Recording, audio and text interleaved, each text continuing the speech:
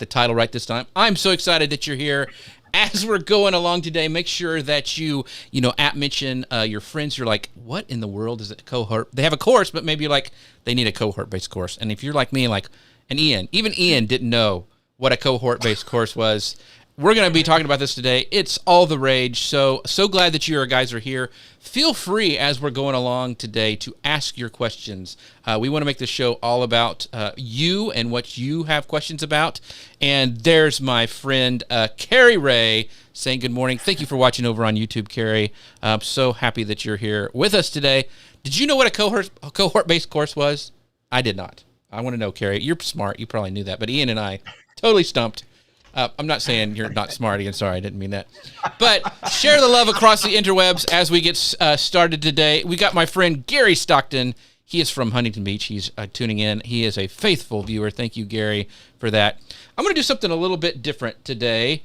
I want you guys to talk about your tech because we are streaming over on Amazon Live, and I know I'm using a Heil PR40. I know Ian is using the Heil PR40 as well. He also uses the Rodecaster, which I use. So, Aaron, talk about your setup. Just really quickly, just really brief, what you're using and how you do it.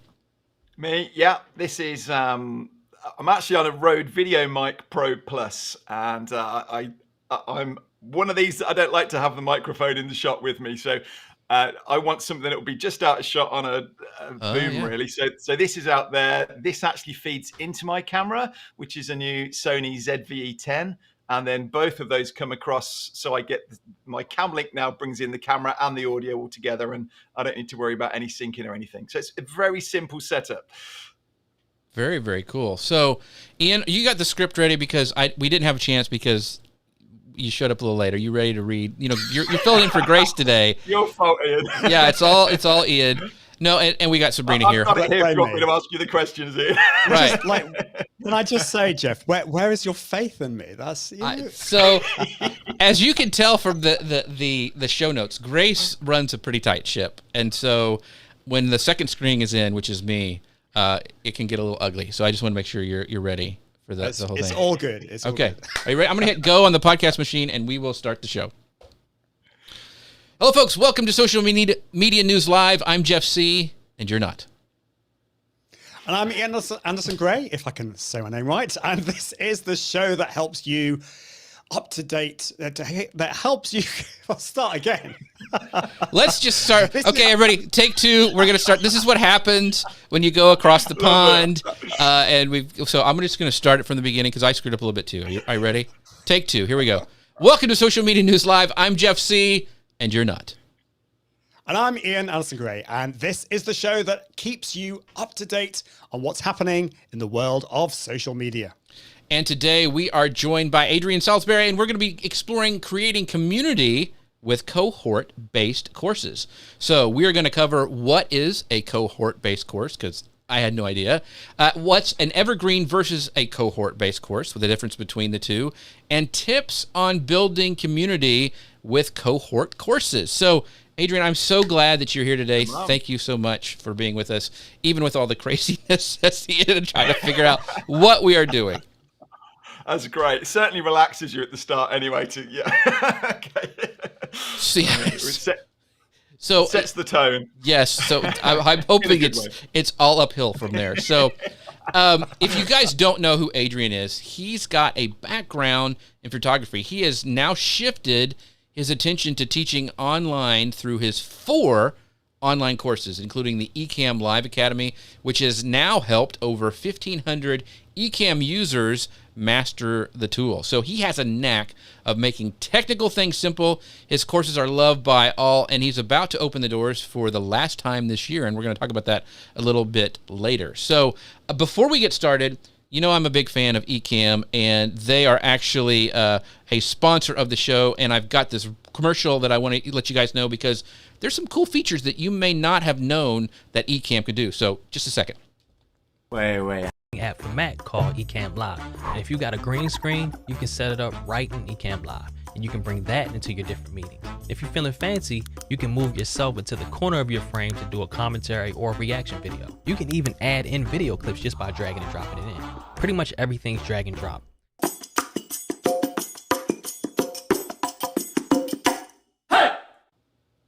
How cool is that? So I don't use a green screen, but I know a lot of my friends. There's, we talk with a lot of real estate developers and like lawyers and people who are wanting to get on live video, and the ability to do green screen, like for your Zoom calls or if you're doing just a quick presentation, is amazing. And Ecam, like they said, makes it super easy to drag and drop. So to find out more, go to socialmedianewslive.com/Ecam. So Ian, do you have a question for our guest here today, because you're up next?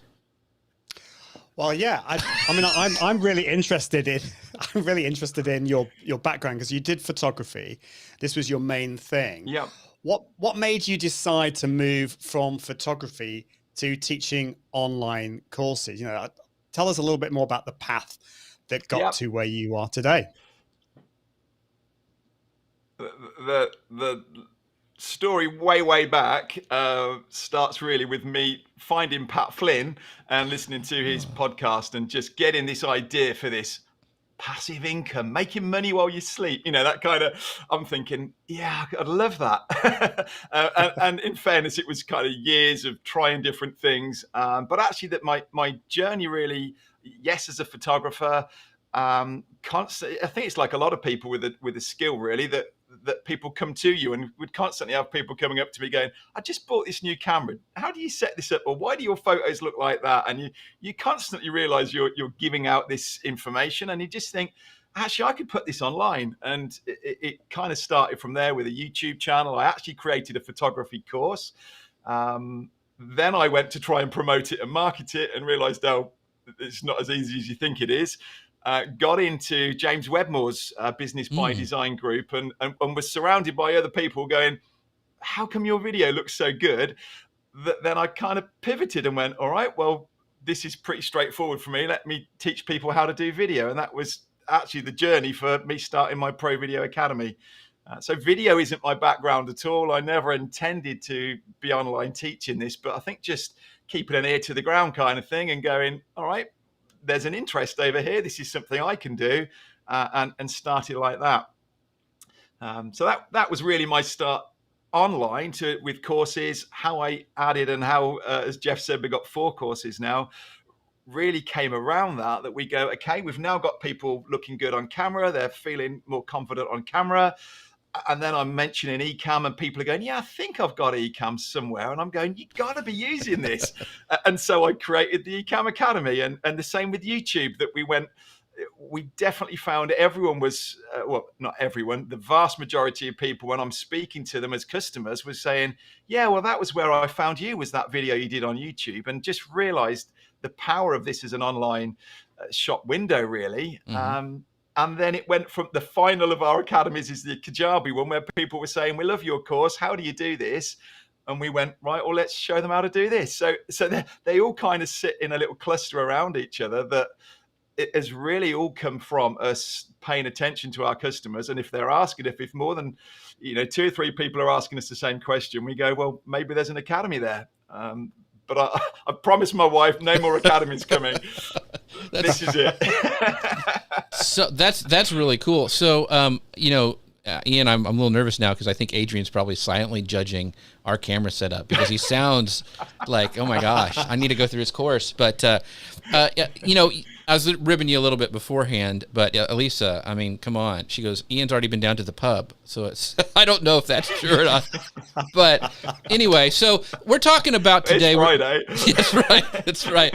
We are talking about cohort-based courses today. And I think I've never been heard of them being called this before. I'm kind of familiar with them, but I didn't know how big of a rise it is. It's coming. So instead of and here's some news that we found, instead of convincing a college professor to teach in their spare time, they're talking to product managers at a tech startup to launch classes, sharing their tips and trade secrets. So Mighty Networks actually raised 50 million Series B to help its creators launch their own classes, and another one called NASA Academy raised 11 million. There's another one that's called Maven that launched. It didn't even have a name, and it got all this funding. And they're saying ed tech is really moving and really becoming popular for these cohort-based classes. And all this ed tech stuff is coming out, and they're talking about a creator economy, and that as long as you're an expert, you don't have to be a teacher and all this stuff. So, and I, even doing this research, I found out there's a graduate biomedical sciences program at St. John's University that they just graduated their first cohort-based, class about this. So this stuff is on the rise. So, Adrian, what is a cohort-based course for those of us who don't know? Yeah, and honestly, it was actually one of my customers who came to me and had seen an article about this cohort-based courses and went, "This is really interesting article. This is what you do." And I looked at it and went, "Oh, it is." So we were doing it before we knew there was a name on it. The difference really, and I think for me, the difference, I know you mentioned earlier, we'll talk about the difference between online courses really and these cohort-based courses. And, for us to create, let's talk about our Ecam Academy as an example. We could create this and you could go and buy it and sign up and work through the videos on your own and go, yeah, that was great. I've learned a lot in that. Thank you very much. The difference of this and what makes this a cohort-based course is it's still the same video content, but we do it live. So actually we're saying, right, this starts, well, it literally does start on Monday. It starts on Monday. Day one, you're going to get a set of videos released to you. And then I show up on a live at a set time each day.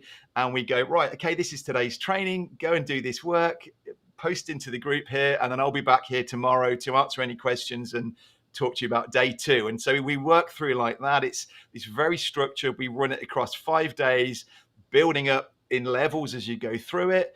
And then the way we run it is we have a second week then added on to it that is really just a chance for people to catch up and practice and interact and work together. We're talking about Ecam, we're talking about them interviewing each other, things like this. So it gives them a chance to go, hey, Jeff, are you free to jump on an interview? Let's have a go at this. And there's something so strong about it. We came into this actually not expecting to run them this way. I started this up very much in partnership with Katie from Ecam. And we said, let's just run it through. And before we put this online, let's run it through live with people and get some feedback, see how it goes. We were blown away, really, that the majority of the feedback was saying, we love the way this is run as a community. We love that we've made friends in here.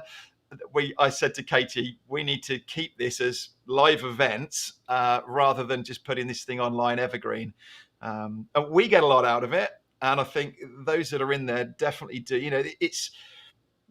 I think if you're running through this on your own, you're going to have questions. And maybe if it were an online course, maybe your access is emails that you can come back to a coach. But the difference here is, you're kind of right in there with it. And me that's made the videos in this case, I'm on a live. You can ask me a question about what, module 1.3 was on about, and I can come back to you and we can go deeper in. It's just this live element to it, really, of working through together, all on the same page, that I think really builds these strong connections. Yeah, very interesting. And Sabrina actually she's so awesome. Thank you, Sabrina. She is kind of always giving us definitions, and so she broke it down for us. Like a cohort refers to a group of students that enter a program together and remain together through its duration. And we're going to talk a lot about some of the advantages and some of the disadvantages of this. So it's really, really interesting. So, Ian? Yeah, I was going to ask you. So, I love the fact that you got the videos, you got the live element. Yeah. Do you going to get them to do homework with cohort-based courses? How does that kind of work? How do you get that interaction? Yeah, so I take it more as challenges, really. So each day I'm saying, right, today's challenge. So they get a block of videos. There might be 8 different short videos that they've got. And the last one is a summary. And it's, right, so today's challenge we want you to do. So for instance, in Ecam, day one's challenge is just going live to yourself as like an unlisted video to get used to that delay. And you can kind of log in from your phone and things. So each day we challenge people. Day 2 is going live for real. Day 3 is interviewing, and so on like that. So yes, there's homework. It's not enforced, but some really love it and get on board.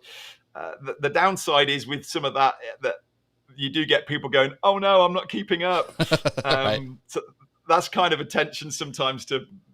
We're always saying, hey, look, this isn't a race. You've got the thing is, the videos that we produce and that are being dripped out each day, they've got access to those for life after this. So some people sign up with good intentions and then life happens and they Mhm. suddenly can't manage to get on or don't get to give it the time they hoped. Well, they can still come in and access it at any time.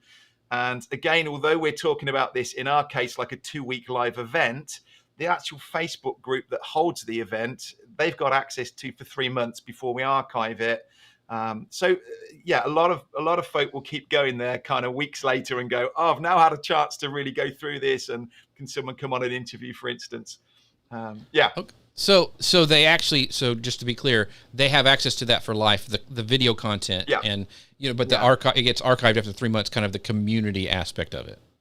Yeah, so you couldn't post anything new into the group or go live into the group after 3 months, but you can still access all those live videos from the daily sessions.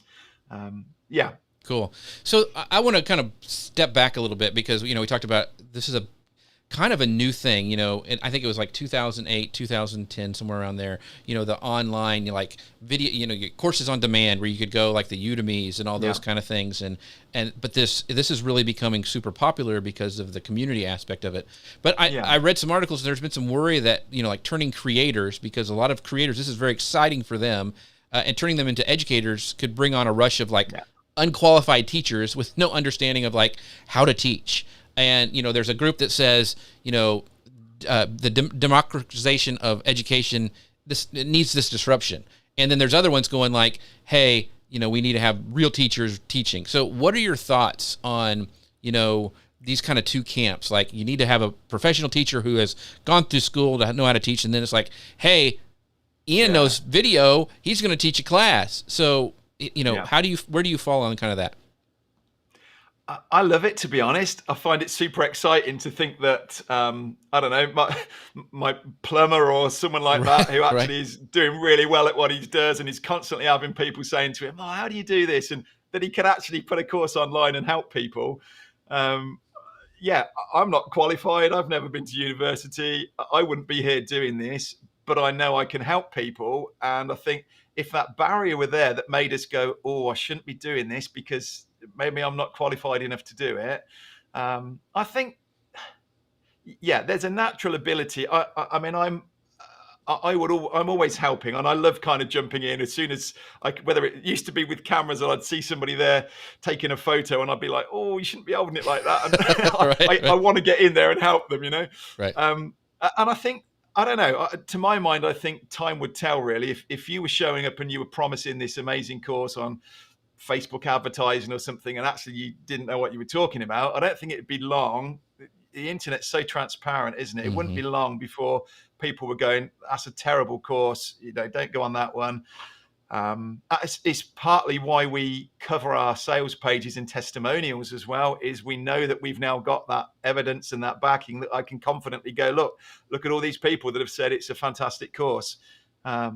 So I wouldn't want to put barriers there. I think it's lovely that, I think it just, opens this up for anyone really that's got an interest in doing it. Yeah. So, and Sabrina says, real people, real experience. And I think that's really great. One of my favorite YouTubers, and you may even know him, Adrian, is Roger Wakefield. You mentioned a plumber. He's a plumber. Yes, that's right. He's speaking right now in Dallas at Video Marketing World. And I love the guy to death. And he is genius. And he is blown up on YouTube teaching people what he knows. And, he didn't go to school to be a teacher, but he creates incredible content.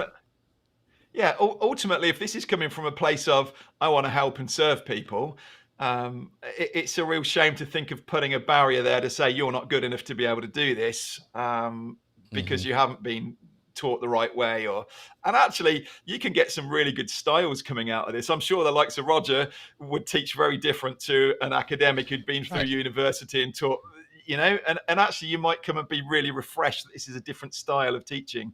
And people will grow based on how well they're doing with it, won't they? Yeah. And Gary goes, how could you not love Roger? Yes, that is very true. He is great. I know you had some other questions too about cohort courses. Yeah, I was going to ask a lot. Why did you choose the cohort? I know you didn't know it was called cohort. Why did you choose that? Why did you choose that model instead of like other kind of model out there? What got you to that conclusion to launch that?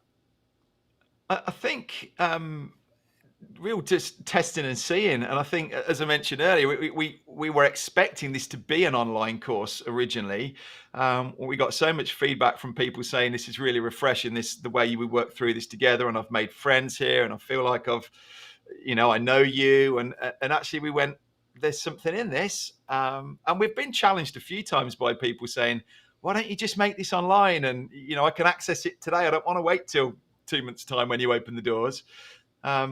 There's definitely challenges for it, and it is a temptation just to make it available all the time. But in this one where you're learning something and just to be able to work along together, we're just, time and again, we're getting great feedback about our academies. And this is the thing that I think stands out and is different, that it is this cohort-based style. Yeah.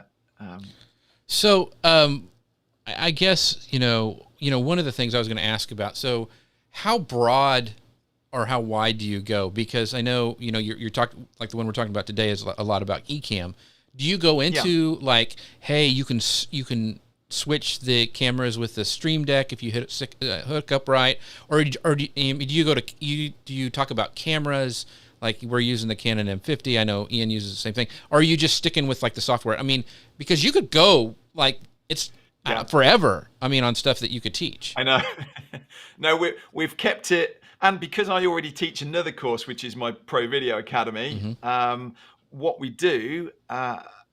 This is an Ecam Academy, so it allows us to kind of put borders to it really and say, no, we're teaching you the software of Ecam. So this isn't particularly a live streaming course, although obviously we're giving tips and things and advice on how to do this.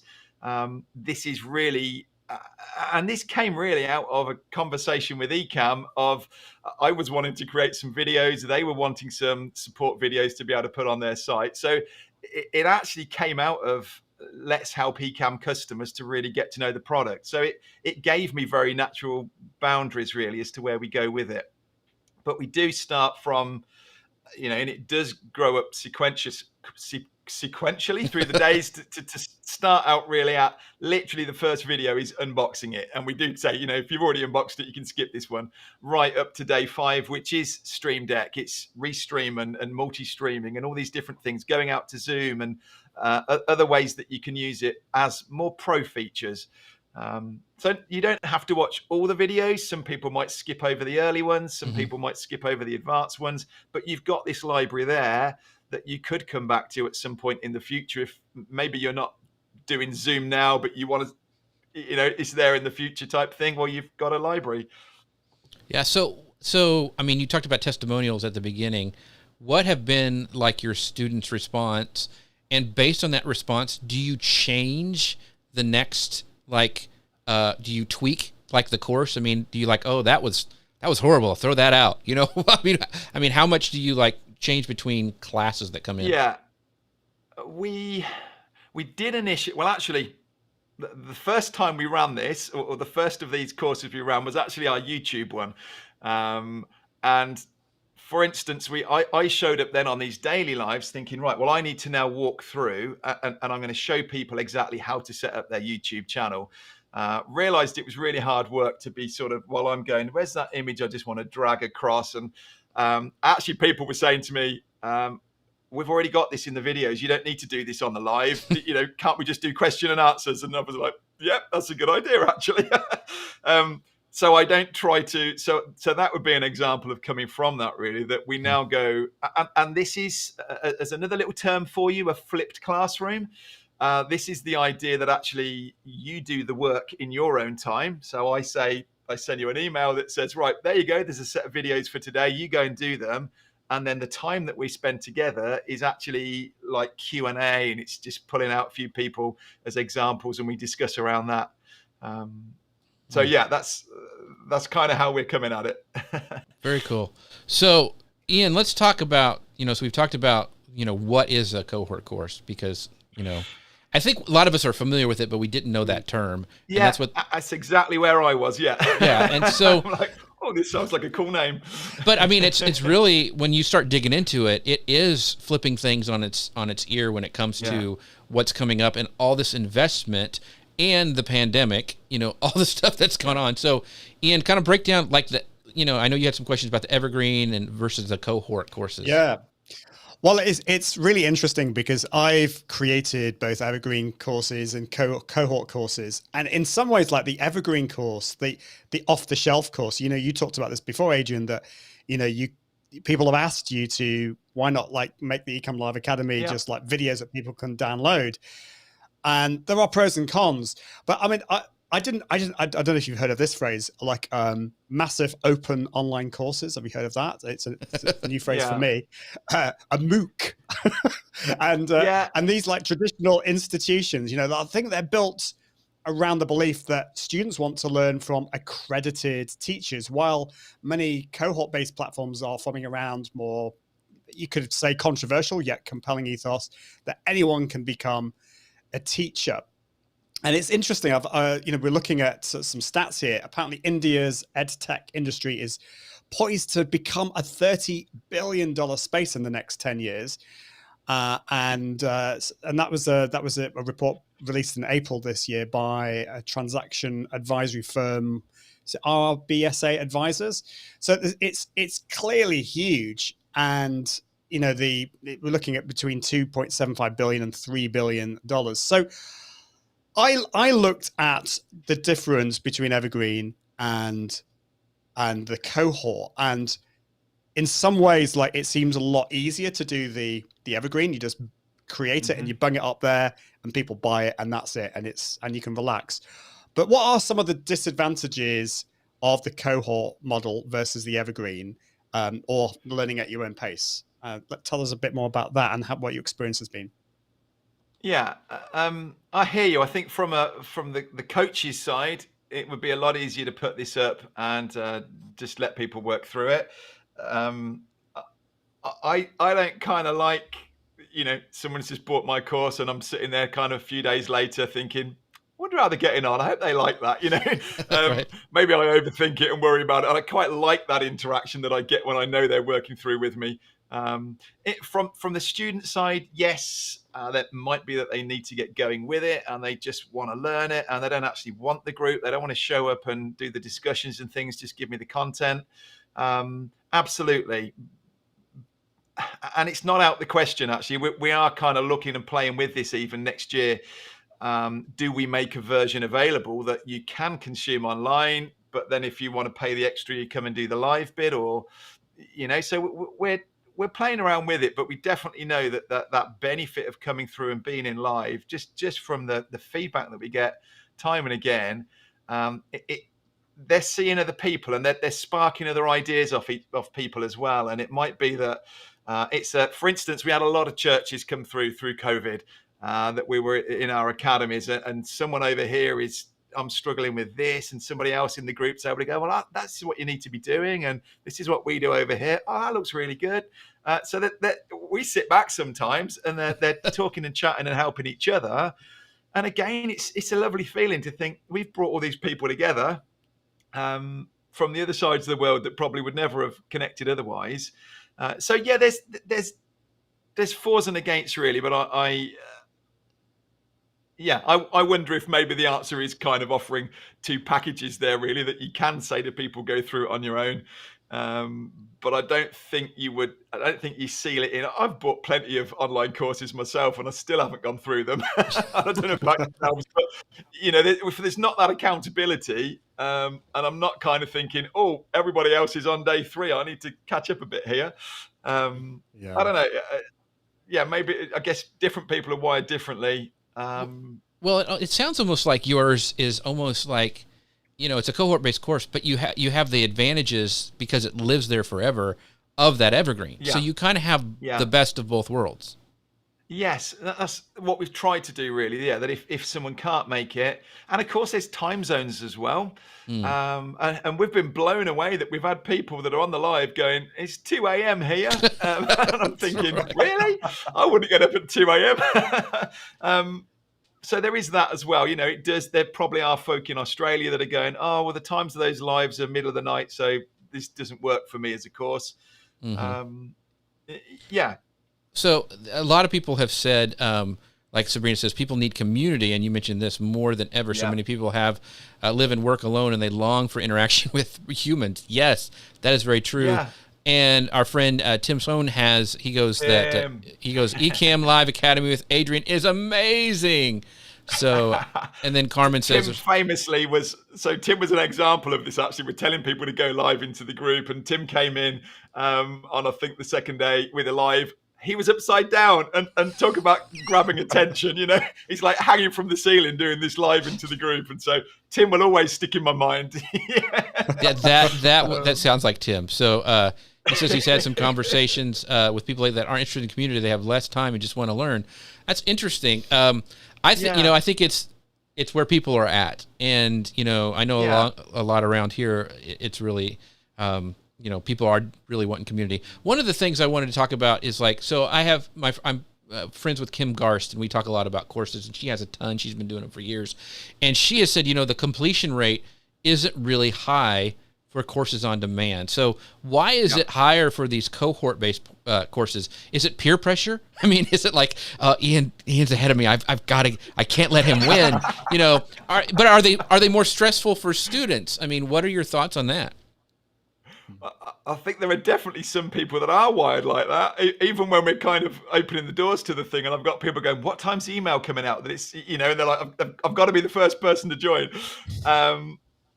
I think there is some. I don't think that it's not in a negative way that it's a pressure to keep up. We definitely do have people saying, "Oh, I'm falling behind a bit," but as I've said, we can catch up on that.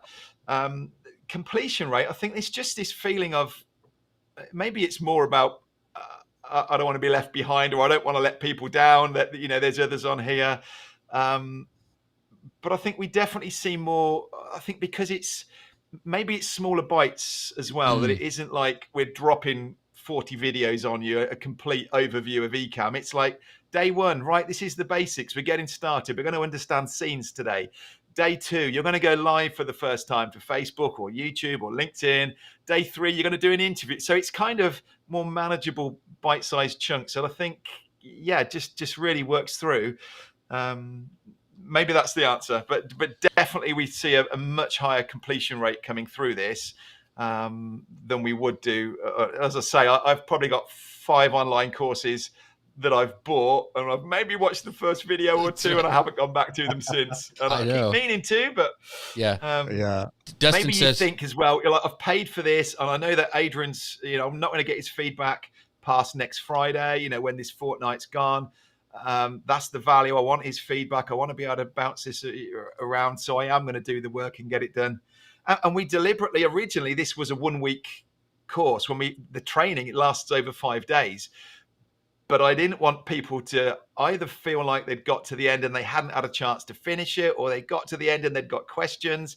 So this is why we tagged another week on, where no extra training gets thrown on them, but it's their chance to go, all right. And I kind of go, right, go and have the weekend, enjoy the weekend, and then let's come back on. Why don't you set yourself a goal next week? Maybe you didn't do an interview, or you'd like to really get good at that, or you'd like to really kind of dial in your branding and things. Have a go at it, practice it. We're here for you. And I'm still there on the daily Q&As to kind of steer people on. So that sounds like they're also paying they're getting access to you. And that's one of the big things too, is you get access instead of buying a course, like, no offense to Amy Porterfield. She's amazing. She's got great courses, but I don't get access to her. I get access to her knowledge, but when it's doing a live in this cohort space thing, and they can ask questions live, and I think that's a big value add. In fact, like Dustin says, peer pressure for the win. That's why he loves CrossFit. I like to watch CrossFit while I'm eating a Big Mac. But go ahead. Jeff, I was just going to say, actually, when personal connection, certainly at the start of COVID, we were locking this down at 250 people, and we were actually turning people away who were going straight onto a wait list. We found ourselves May last year kind of almost doing back-to-back academies. And the reason I was saying, I don't want someone to come in here and feel like we've got 500 people plus in this group. They now can't get access to me, or they can't get heard on the lives. So we've deliberately guarded that and said, we want to keep this relatively small and intimate, or as much as you can do. to guard that. So that would be a good tip, really, to make sure people aren't just kind of having 1,000 people arrive in a group and then they never are going to get seen or heard. Yeah. That's a great point. And so Carmen says the accountability helps a lot. So yeah. So and Carrie's another one who's been through. Yeah, and Carrie says I like the mix of cohort courses and recorded. Yeah. So that's the thing is I love, like, even some conferences I've seen now is like they said you have access to it all live, but then it's gone. And I'm like, that I want to be able to have a chance if I have to go up, get up and go to the bathroom, which that's why I switch cameras all the time, is, that I'm able to do that. So anyway, Jeff, this is why I don't actually teach really on the lives. I don't, and I've been in other people's courses where I show up on a Zoom call, for instance, and I'm actually following along a live and I'm going, whoa, hang on a minute, where was that? I just lost, and then it's kind of, I've lost the rest of the video. Mm-hmm. Whereas I'm trying to keep I've got no agenda really for the lives typically going into it. It's completely led by people's Q&A. They've already gone away. Some people say, I put you on 1.5 times speed because you're too slow. Other people go, I've had to watch it 3 times and I finally understand what I'm supposed to be doing. So it gives you that flexibility, or like you say, to pause it and just, have it up at the side of you. You got Ecam the other side. Okay, let's just see that. Then let's carry on. And then you come back with your questions and we cover that on the lives. Very, very cool. So Ian, I know you had another question. Yeah, I kind of think that cohort courses are like procrastination busters because like we've all bought those courses and like done the first video and then given up. But I think we all need that hand holding. But like one thing I'm interested in, because I'm creating some cohort courses at the moment, or kind of thinking about my next one. And the thing that I'm struggling with is, what is the optimum length for cohort courses? Now, it's going to be different for every course, I'm sure. But like, how do you work that out? Because in Ecam Live Academy, it was 1 week, and then you extended it to 2. Yeah. How do you work that out? What's the optimum length? And we get this a lot. We, as I say, one of my other academies is my Kajabi Academy, and it's people that are in there that are trying to create online courses, and they're getting this, is this, I'm struggling to get this into a week or 2 weeks. This really should take a month. Or I've got other guys that go, this is a year-long program for the work that you need to do. So it really does depend on what you're trying to do. I think what you're trying to achieve with people, being realistic of their time as well. I think and for me, I'm kind of looking and I go, actually, this splits quite nicely into 5 days. I think there's a manageable, there's maybe an hour's work for someone to go and off and do each day. We do get some people go, come on, I want to get onto the green screens. And I'm going, no, that's Wednesday, hold fire. There are others going, this is a lot to fit in.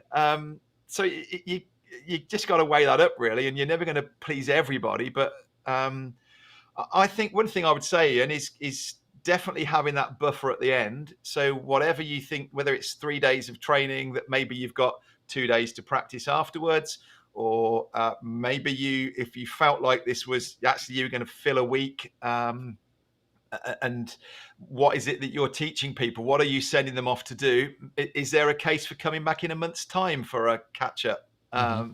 So I think it's different in everyone, but the more kind of interaction and touching points really with people definitely builds the connection, and they're going to come out feeling a lot happier at the end of it. We actually find we've got a lot of customers who, and this was never particularly our intention, we have a lot of people who come out of our Ecam Academy and then go, what else do you do? I mean, literally have people going, what else do you do? Because I want to come on more of your trainings.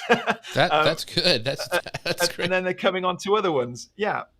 That's really good. So that means you're a good teacher. So, well, hopefully, and you just think that wouldn't happen if I hadn't showed up, hadn't really put everything into it. One thing actually is a bit of advice on this is, I mean, I've never performed or been on stage really, but I guess the same thing happens. That you put a lot of energy into these lives, and it takes something out of you. And I find that after doing 2 weeks of daily, sometimes 2 a day, fitting in with other things as well, I can get to the end of this and I'm just drained, and it can take me a few days to pick myself back up again, really. I mean, I don't know, Ian, I know that, you're probably used to, you get the same thing when you've been on stage or something as well. And I would just put that in as a bit of a warning for people, just to make sure you carve out a bit of space for yourself after this, because it can really take some energy. Yeah, even after a Friday show. Very wise. Yeah. It's a lot of times, like when I switch to Ian, I take a really quick cat nap a little bit, just kind of close my eyes for a little bit. So the question I wanted to ask is, really popular online is like 3 or 5 day challenge, or like go live for a month, those things. So what are the difference between cohort courses and like the challenges? Because those are super popular as well. Can you use them together? Yeah. I mean, what are the difference between the two? Well, I would argue, I think that a 5 day challenge kind of is a cohort course if it's done well and done right. You're potentially doing exactly the same as we're doing and dripping out some videos, jumping on lives. I think people tend to put less into it, in the sense that maybe on that 5 day challenge you've got like a 15-minute instruction, and it's not really, it's just it's a smaller win at the end of it, I think, isn't it? And inevitably someone's doing it as a promotion, maybe as an alternative to a webinar, and you're expecting an upsell at the end of it. Whereas when I do my course, yes, I do have other academies available to people, but it isn't like an obvious, right, now come and join the full package.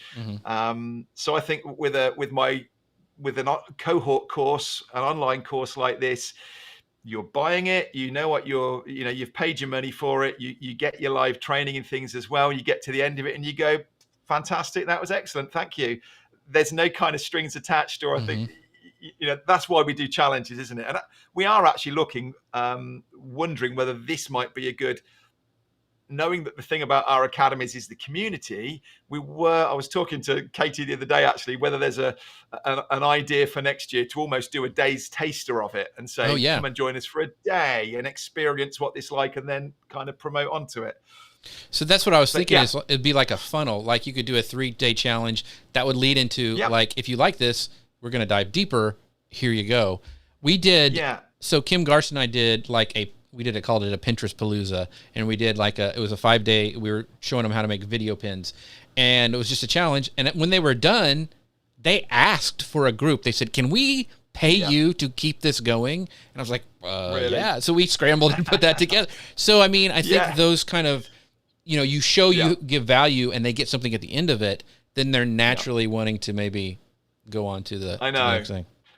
I think if we were shutting the doors at the end of 2 weeks and saying, thank you, bye, there would be that same kind of, but we want to, can we keep this open for a bit longer? The fact that we've got it open for 3 months, they can still carry on the next day if they want to. It's just that you don't get me kind of doing daily lives and answering questions and things. So I do think that, it can absolutely lead on like that. Yeah. By the way, if you haven't figured this out, we're all fans of Ecam here, and that's they're a sponsor of the show, and you can find out more at socialmedianewslive.com/Ecam. But we've been teasing it all day today that Adrian's got this great course that you can get at Ecam Live Academy, and that's ECAMM Live Academy for you guys listening on the podcast. So go check that out. That starts next week or this week? Yeah, it starts on Monday. Okay. So you got a little bit of time to get in. When do the doors shut? Like, when do you shut them? Do you shut them on Monday? Sunday night, really. Okay. We've had a few people, because the first live is at 5 p.m. in the UK here, so nowish. So there is chance for people to come in. It just Rachel just moans at me because it means she's got to manually add people in and things. The automation doesn't work anymore once we've cut off on Sunday. Right. But yeah, we don't turn people away, but at the same time, we don't want you to miss out on it. So if someone came partway into the week, we would probably say, let's come in the next one. Mm-hmm. But this is the last one of the year. So if you're interested, it is. And actually we're changing things around next year, where we've been doing it every quarter this year. We're only going to be running it twice next year, which is why I say we are wondering, do we need to offer something as an online in anticipation of it? But Right. We do have a whole load of videos out there on YouTube anyway, and potentially 40% of the academy is already there on YouTube anyway for free. So we deliberately do that. It's there to answer your questions, and that's when really you're coming back in then to the community itself to have the chance to ask me and others and see how other people are putting it together. Yeah. So make sure. So we've got even people in the comments going, go sign up right now, 6 stars. So you got a fan club telling people to go in there. So yeah. That's me. Can you see me type? Can you not hear me typing? Yeah, you type it in the other. That's right, in the comments. So Carrie goes, this is a great point. She goes, the paid challenge I did recently was valuable, even though we knew they'd be talking about their membership course after. There was no pressure and only mentioned at the end. So yeah, so even just the challenges, even if people aren't going to buy, they can get value from it. So, and I think doing it, I would certainly come at those challenges rather than trying to skim over the surface of something and have people going, well, come on, then I haven't really learned anything. I would rather go deep on that initial chunk really that people need to go through, learn that bit first, and then let it naturally lead on to what you're teaching afterwards. Yeah. Some great value. Yeah, I'm not knocking 5-day courses at all. It's a fantastic way to get started. But yeah, as to me, as a difference, when you do a cohort or your online course, there is no, or not necessarily, an upsell at the end of it. You know what you've bought. You've had your training. Yeah. So let's talk about this in this final segment about community, because that to me seems like it's the biggest part of the benefit of the cohort-based courses. One, it's ending and you kind of are done with it and take a vacation, but it's very it's becoming very, very attractive for creators. So one of the articles that I read said, like, traditional platforms like Instagram, TikTok, Twitter, there's this division that happens between these activities that they want to monetize and those meant for community building, and said all these creators are giving away all this valuable content, and then they have to monetize with like brand partnerships or these low margin merchandise, that kind of take away, like you have to sell a t-shirt at the end of your YouTube video, kind of takes away from community building. And so they were talking about that we've kind of reached the post-content age, that content is no longer scarce in education. You can go to YouTube. I learned how to play the piano. I'm learning how to carve, all this stuff. You have all this free or low cost content, and it's abundant. And they were saying that you don't have to be an expert teacher, just an expert on something. And so the question I have for you, Adrian, is with so much content that's free, why will someone pay for a course? Is the community the added value to it? Is that the biggest thing, and that's why it's becoming so popular? Yeah, I think it's not necessarily that. I mean, that's specifically in a cohort-based course that you get that connection with the instructor. I think people would even, to an online course, jump from the kind of YouTube videos really, and whether it be that it's just structured in a way, and suddenly yes, I can jump on, and if that's wood carving, for instance, I maybe can go on and find a video on it, and then I go and find somebody else, and I'm kind of missing the bits in between, or actually the beauty of coming through a course and it all just tells me everything I need and it all just walks through. There's value in that for sure. And for some people, I don't want to waste time going around on YouTube, listening to 10 different opinions. I like this guy, I want to see what he tells me type thing. But yeah, for the cohort based, that next step up, absolutely. There's inevitably, I watch YouTube videos and I spend a lot of time on YouTube learning new things, and I want to reach out and ask the guy a question, and I might put a comment, but it's rare that you get an answer. If you do get an answer, it's probably a month later. It's not the same as being in a space where I know that instructor, that coach is going to show up in a few hours time, and I can actually post in the group, or I can ask a question and know that he's going to hear me. And what I really like, and I think as a tip really for using Ecam and this kind of thing, is, as you're doing here, Jeff, calling people out, because we get to kind of put people on a platform really, and when Dustin there, for instance, I can see in the comments says, "Hey David," this to actually call out and go, "Hey, Dustin's on, great to have you on here," and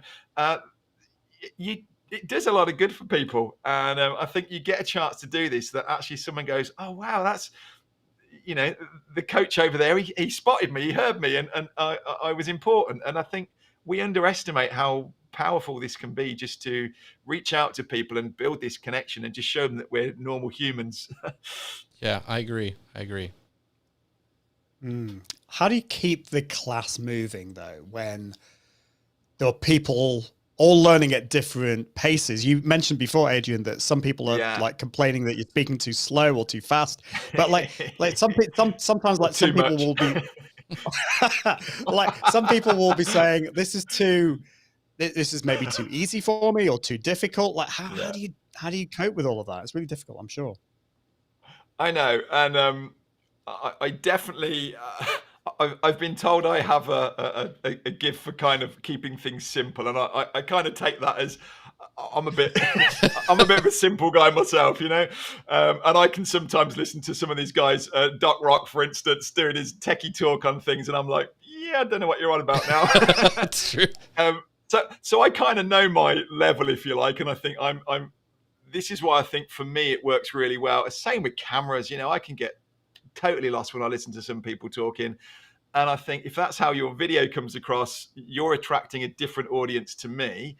So I kind of know where I'm at, and I am at that level of, you know, yeah, an expert, competent, but I can kind of talk at a very simple language. And I do tend to, you know, when I'm putting this together, I'm thinking, right, I'm imagining that this person is sitting alongside me. Actually, when I first start off with a new academy, how am I going to teach this? Where do I go? Right, well, let's imagine I'm here with this person. What would I show them? Like with Ecam, where would I walk them through? What bits would I say are key things to pull out? Does this come before that? And so I put it together that way. And I'm keeping my ears out, really. And if I spot that someone on the live is saying, oh, I'm feeling a bit overwhelmed by this, I've learned that we don't get into real techie talk. You know, it's easy to get lured in, and someone's trying to talk about setting up their Stream Deck and things like this, and someone's going, "What's a Stream Deck? I didn't know I needed one of them." And so, that's the beauty of the live, and just reading that chat really, and keeping an eye down there and going, "Yeah, okay, keep my eye out. There's someone there who's getting a bit lost. We're getting a bit techie, or I've been a bit too long on one person here. Let's move away to this one." I think the videos work, Ian, in the sense that you can watch it a couple of times if and there's comments on each of those videos as well as coming into the group. So if I spot that a few people have gone, wow, I got totally lost in that video, or I had to watch it 3 times, then we go back to that video and go, all right, what do we need to do to change this video up? But we really haven't. I've never had anybody come through that's gone either this was too hard, I want my money back, or we've had some advanced people that have come through and said, will I actually get anything out of it? And they might not have learnt new techniques, but they've watched other people doing lives and designing things and hearing how they're using it and gone, okay, I hadn't considered that. That's a good idea. And even just for that, they've said has been worth it. So I think it how you balance that, I don't know. Right. For us, it's just kind of worked, and we've kind of aimed at that. We want to make sure no one gets left behind with it. And yeah, it does sometimes mean that you've got a few people going, come on, I know all the basics, but I do just, and this used to be with photography as well, though, that I would find someone, you know, with a decent SLR cameras going, oh, I don't need to know those basics. And actually, when you start talking to them, you realize they actually do need those basics, or maybe they've learned a style or from someone that's missed out something over here. And I think for all of us, it doesn't hurt us to go back and just have that quick reminder and a recap and pick things up that we probably assume we know and we don't. Yeah, it's interesting. So like Kim Garst and I, when we were doing our challenge, we would go and like, hey, what we were planning, we're scrapping that. And we're having to, you know, we're like, we need to talk about this because they're really getting hung up, or we didn't go deep enough before we need to do that. So I think that's important too. In fact, it's really funny because one of my friends who went through that, Pat Mills, she says, right, Jeff C., I've learned everything I know about marketing, media, and social media from online courses and mini courses. And, you know, we were talking about community, and, you know, Dustin Stout, who I met ages ago at Social Media Marketing World. Same with Ian. We met at Social Media Marketing World. It's a community. And Rob, you know, I've seen him, you know, Rob says, hey to everybody popping in. Met him at conferences. And so community is super important. And I think that's one of the things we're talking about here. But what happens to the class after it's over to that community? You said you archive it after 3 months. Do you find that they go and start their own group, or what happens? Because I know I would hate, not being able to connect with Pat, Dustin, maybe, but other people, no, just kidding, Dustin. But I would miss that community. So do you have people pushing back like, please don't close the group? We do, and it's really hard to know the best way to do it. And we could just have one group, and every quarter we add more people into that same group. The downside of that would be, we suddenly get to day one's live, and all of those people that have been in previously are also on there as well, and the new people don't get a chance to get a look in. So that's why we've gone, no, we're going to have a different group each time. We've had, one or two people that have said, oh, no, we really want to do this. We also have people that come back through. So what we make available, and again, it's just the way we've done this, because people have got the training for life, they can come back through as an alumni at half price just to come and have the experience again. And we've got some guys that have just come time and again because they go, we just love being around you and kind of the community side of it. Mm-hmm. So that's a way to do it. I don't know about you, but I kind of think with these things, I want to leave on a high, and I don't want to be slowly numbers disappearing, over the coming months and things until I'm left with a handful of faithful people. It's a bit like being at a conference or an event, and you have that feeling of, I don't want this to end, but it's going to end. Right. I quite like to think that we actually we do leave it on a high, wanting more. That whether that be coming onto one of our other academies, we've always got an open community Facebook group anyway that people can come and join and be part of. Gotcha. It's hard trying to listen, and you could go, oh, go on, let's just keep this going. Right. Yeah. I get it. Yeah, because they want to hang on to each other. So we got a few minutes left, and I'm going to kind of jump ahead on some of these questions because I want to make sure we can cover these last two and give Adrian plenty of time to talk about some other stuff. But I want to know, why did Ecam do this? Isn't this a big expense? I guess they have to have Ecam to go through the course, but still, it's a really, if you think about the amount of effort involved and the amount of, setting up the courses and all the training, it seems like a small number is moving through this. So it's a big expense to me, and where's the ROI? And I know a lot of people are asking that, and a lot of businesses ask that. For Ecam, this costs Ecam nothing. This is not an official, it's not an Ecam course, it's mine. So the way this came about, I'd actually approached Glenn and doing an interview with him, and I'd said I wanted to create some Ecam videos for YouTube. And the conversation kind of went, Glenn said, well, actually, we've been asked for some tutorial videos on our pages. And so we came up with some back and forth, really different ways of doing it. Do I create a course and give it to them? Do I take it and run it? So this is completely my Ecam Live Academy is mine. Gotcha. So it's a win-win. It really is. But, Ecam now get training for their team. So Ecam will promote it. So for me, that's a huge win. Ecam will push this out to all of their email list and say, we get great feedback from this. If you really want to get to know Ecam, you should come over and join Adrian's course. And then I do all the training, if you like, for free. That's awesome. I'm very happy because I get then this flood of people that have come recommended from Ecam. So and I say this in our Kajabi Academy all the time. I think the whole working with a brand or someone like this, that actually you can take this training and this, not a burden off of them, but they want to get on and sorting out the software. But if they've got someone over here that's sitting prepared to train people, and then you're able to have enough of a connection with them that they're sending people to you and it's recommended, I think it's a great way to go. Yeah. So we haven't been able to do that with YouTube yet, but that's right.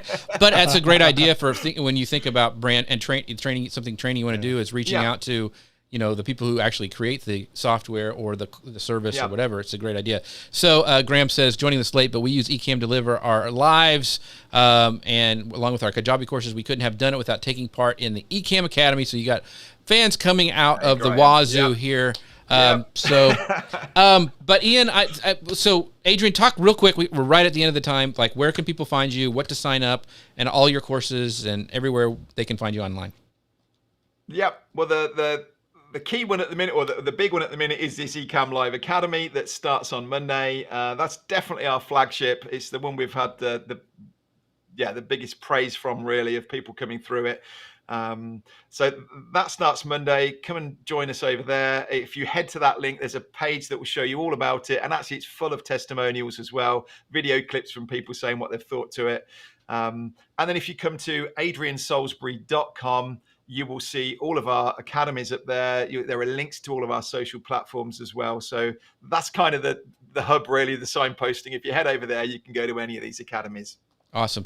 And for the people listening on the podcast, it's Adrian, and the last name is spelled Salisbury, adriansalisbury.com. So make sure you check out all his courses. Ian Anderson Gray, you do a couple things online too. Tell us where people can find out more about you. So my website is iag.me, and that's, you can listen to my podcast, the Confident Live Marketing Podcast, at iag.me/podcast. Yes, and we are also a podcast as well, so you can find us on all the podcast players, Google Play, Apple, Stitcher, all those things. Our next show is October 22nd at 11 a.m. Eastern Time, 10 a.m. Central, and you can always find us on Facebook, LinkedIn, YouTube, and Amazon Live. Thank you guys so much for stopping in. Thank you, Rob, Graham, Carrie, all of you people asking great questions in the comment. I hope that you guys got a lot out of the show. Feel free to mention your friends. After Adrian dropped all this knowledge, it's just been amazing about cohort courses. Now I'm thinking about having to create another one. So thank you guys. That's the curse of it. I know it is. It's all these great guests. I'm like, oh my gosh. So thank you guys so much for watching. Thank you so much for Ecam for being a sponsor of the show. You can find out more about them at socialmedianewslive.com/Ecam, right? Like that. And so we'd love for you guys to go check that out. And with that, we'll see you guys next week. Bye, everybody. Thank you.